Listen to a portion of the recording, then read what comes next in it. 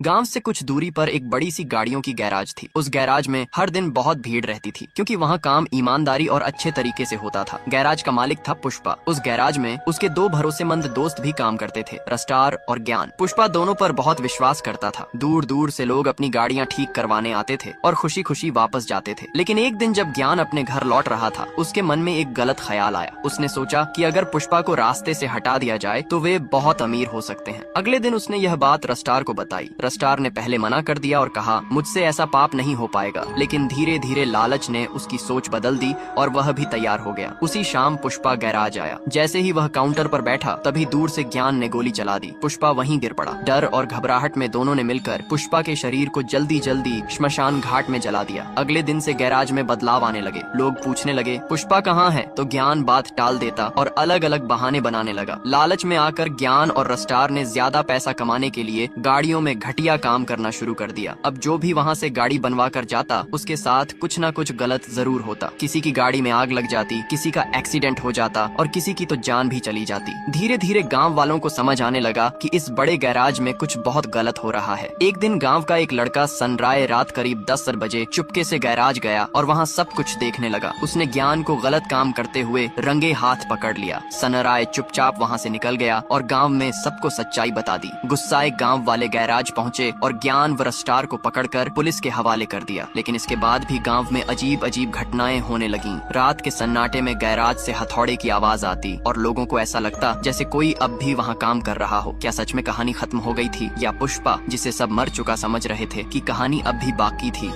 गांव से कुछ दूरी पर